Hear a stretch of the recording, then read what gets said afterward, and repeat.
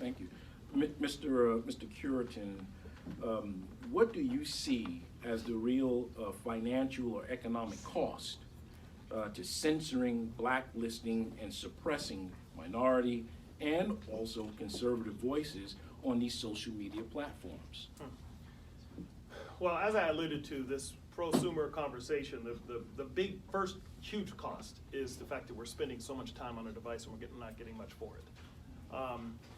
What I would say is the future cost, which I believe is, first off, cost and risk produce opportunity.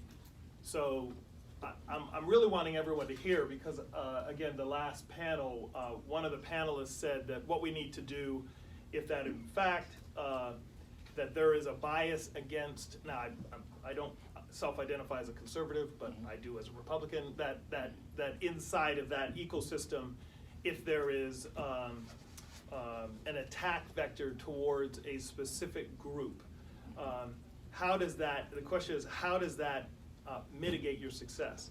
Well, what I would first say is that we could also look at it as what do we need to do to create a more financial viable conversation. So we have one side to say, you know, how is this demonetizing because of websites and we're in the other side. But what we also should look at is where's the opportunity inside of this?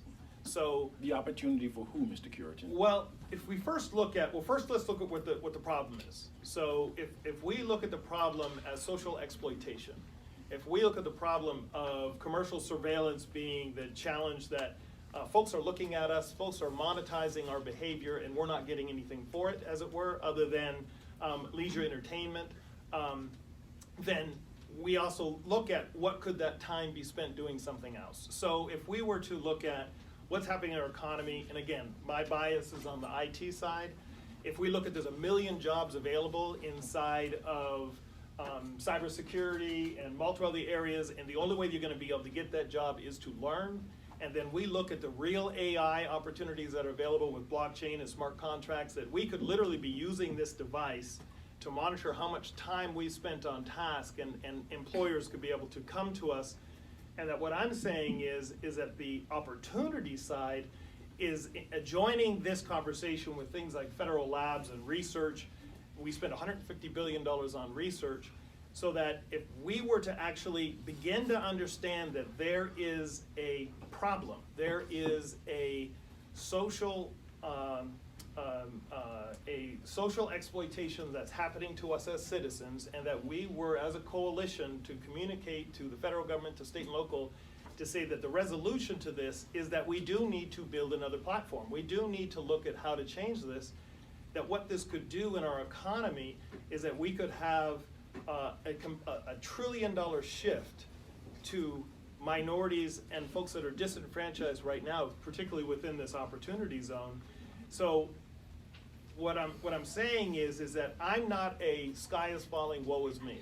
I'm saying that we are under attack, and the resolution to that attack is to begin to look at how we can combine our forces and combine our dollars with things like what's happening with the opportunity zone, build new infrastructure, because what was stated today by Gabe is that 10-digit is IPv4 and IPv6 and social networking frameworks and software design networks and artificial intelligence and big data is where we actually are going and need to go.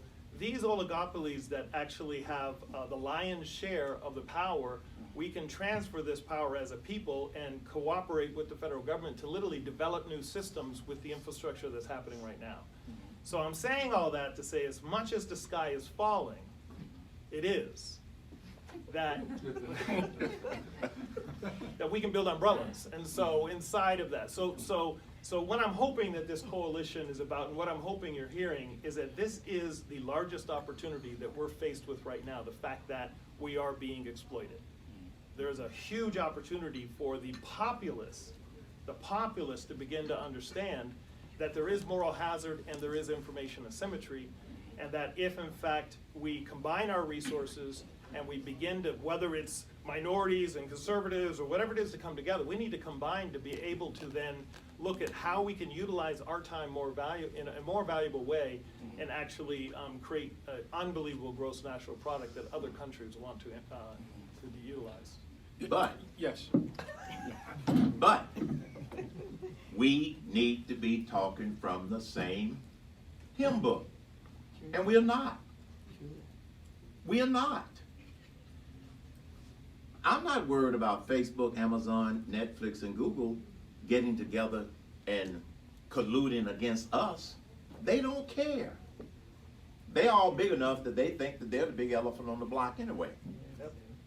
And Ms. Emmett hit on something that I totally agree with, and that is, don't look for the Congress to fix this problem. They're not gonna do it.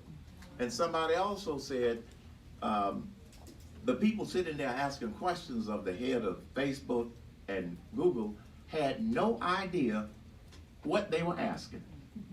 So don't look for them to pass regulations. And I made the statement earlier when I was talking to a New York Times reporter. There's a difference between standards and regulations. Regulations come from government. We don't want that, but they might want that. In order, as it was said earlier, to make it harder for somebody to get in there. But if we get on the same page of the hymn book as a coalition, then we would have a voice in keeping those regulations from coming. Standards come from the industry. That's us, the coalition. So we don't want regulations, we want standards, but we have to be the ones who develops those standards. I'm going to come right back to you, Mr. Cain. According to a recent report, Microsoft will soon begin using artificial intelligence to make their Word program not just grammatically correct, but politically correct. The program will underline words that appear insensitive and then suggest alternate words. Mr. Cain, do you have a position on this? Yes, that's the problem. That's my position. They are defining what's sensitive. They want to define what's biased. They want to decide. They want to decide what people don't like. I think Ms. Emmett said that when she was making her remarks. If they don't like it, they can put into their algorithm. And now it's not just words, they are now going to apply an algorithm to an entire statement. That's the problem. And if we as a coalition do not establish some standards relative to words and definitions of key phrases and words, we have nothing to fight with. Nothing. And I agree with the notion earlier about utilize litigation and current law in order to force some of these changes. But if we don't have consistency amongst the rest of us, it's going to weaken the ability for those laws to do any good. But You may use that word. I'll share with you that standards actually is where we need to be. My but is that cost is where we need to concentrate. That as much as we're needing standards, we're needing to look at what is all this costing us. And what I'm wanting to just continue to harp on is that if we keep looking at this as a cost because we're losing, then we're going to miss the huge upside opportunity. The opportunity for standards is, and especially adjoining those standards with industry, is that sometimes when you look at standards, you have to look at winners and losers, right? Because with the EPA, people were polluting everywhere. You created standards.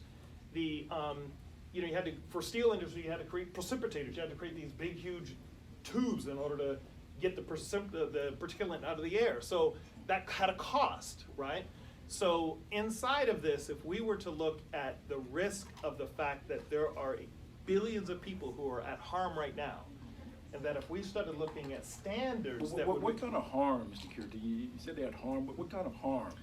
Well, again, it's this notion, you know, and I'm actually listening to myself and saying, I wonder, am I talking like no one's understanding? But like Web 2.0, first off, right? So the internet changed, and we were able to produce into the internet without knowing HTML, without knowing how to code.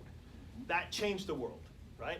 So when that happened, we started becoming distracted with our own selves. And the cost, and this is, by the way, just to kind of make sure everyone understood, the Bureau of Statistics, I don't know the exact name, but the United States of America, NTIA, we are not measuring how much Facebook is earning on advertisement.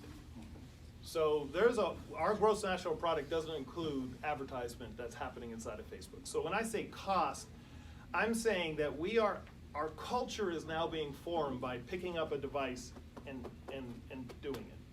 So we're at the dinner table at Thanksgiving, right? You know, like you take the device away. So that's the first level cost that we are producing. The second level cost is a little bit more assiduous. It's the blacklisted conversation. Like, why do we even say blacklisted, right? The other cost is that as power shifts and the minority becomes the majority, and as we begin to understand how it is that things work, because at this point in time we don't know, this coalition with folks like Gabe, with folks like Chairman Cain, we can come together to begin to illuminate where we don't know. If everyone in this room could admit that we don't know, we would be so much further ahead. Because then the next step would be, what the heck do we need to find out? And so the cost is, we don't know how much we're under attack right now. But from a technologist perspective, I can promise you that if you live in a certain area, there are algorithms that are actually identifying your zip code and analyzing the probable credit report that you have, and not producing ads that actually could have you buy something because of where you are. That's redlining. So those are the kinds of costs. But the biggest cost that I see is that as social media begins to tell you what it is it wants you to know, we've got to understand that it might want to misinform you in a way that it's not going to tell you about the opportunities that can create risk for its oligopolistic position. But It's like a tennis match. you'll never get to the costs if you don't have some consistency. Let me use this analogy. Some of y'all aren't old enough in this room to remember that we didn't always have the universal product code. I do. And for years, the grocery industry, suppliers, retail grocery stores, fought hard and heavy, and there was some tugging. Eventually they got there. Now all of the products are in every grocery store with the same UPC code, right, Clark? Yes. We don't have a UPC initiative, is what I'm saying. The costs are important. All of the factors that you're raising are important, but until we establish some consistency of terms and definitions as a first step, as a first step, that's all I'm saying, as a first, not the only step, as a first step, then we'll be able to get our hands around some of these other things that Karl is talking about. There's no but, is there, Karl? No, there's no but. Okay. There's an agreement. Okay.